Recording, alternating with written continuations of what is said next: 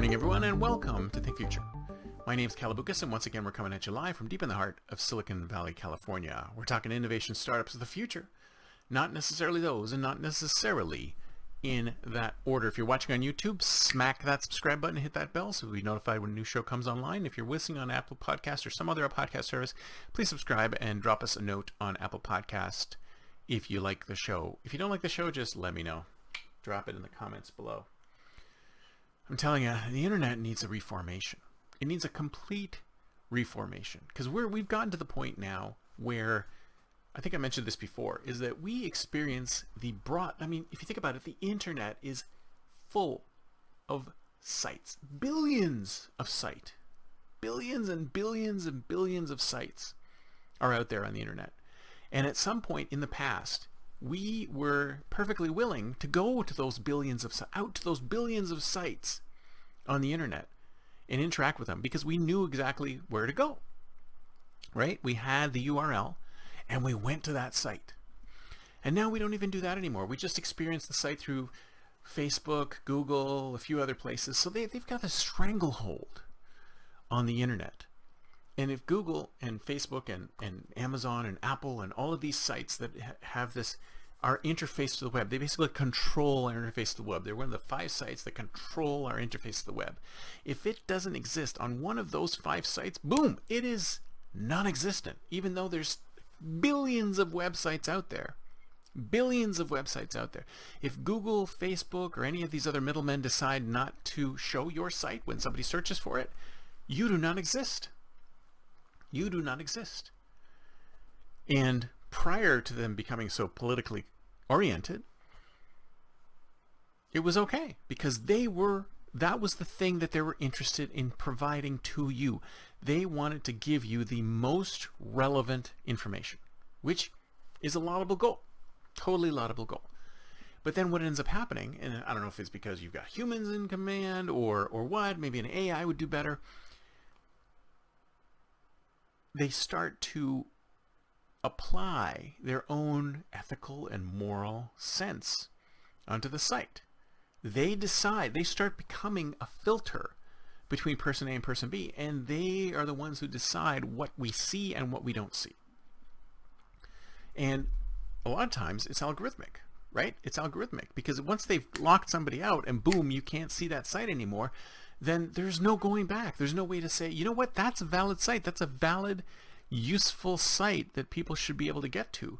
But they never are able to get back to that site because it's been locked into jail by the algorithm. And maybe, just maybe, if you're lucky, somebody at Google or Facebook or Amazon or Apple will be able to go in there and pull that out of jail. But even then, you have if you think about it, they have many, many ways of penalizing or punishing or rewarding websites, right? They have many ways of moving them up and down. They go, well, I want to punish that site. I want to reward this site. Boop, boop, boop. It's no longer an arbitrary algorithmic decision made by AIs. It's people coming in there and going, this is important and this is not important. And the problem is that the people who are looking at these things, they're not unbiased. People are not unbiased, right? They're not unbiased. There's no way that people can be unbiased. So I think what we need to do is we need a reformation of the internet. Just like religions have gone through reformations, we need the internet to be reformed. And here's my suggestion for the internet reformation, is that we need to bring more independent thinking humans into the equation. Because once you get algorithms just taking orders from non-independently minded humans, then you've stepped away from the reality of the situation and provided a really useful information.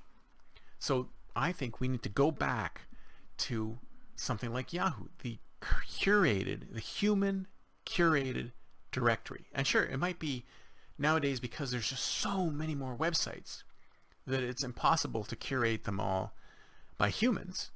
So maybe bringing in some AI to be able to help with the curation is good, but the curation's got to be independent. It's got to be apolitical, unbiased curation, because every time we go down that path, we end up building barriers between humans. And I think that's the last thing that we wanted to do when we built the internet. We didn't want to build barriers between people.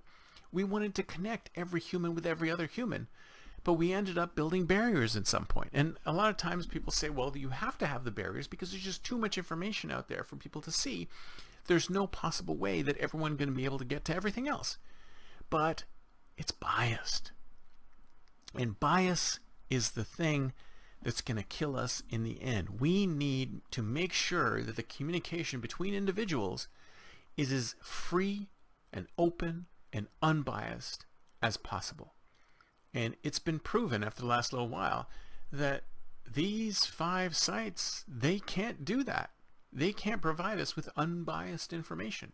So we need, if you're a startup founder out there and you're thinking about a new idea, we need a new human-curated internet directory that actually works. That's it for me for today. See you next time, and until then, don't forget to think future.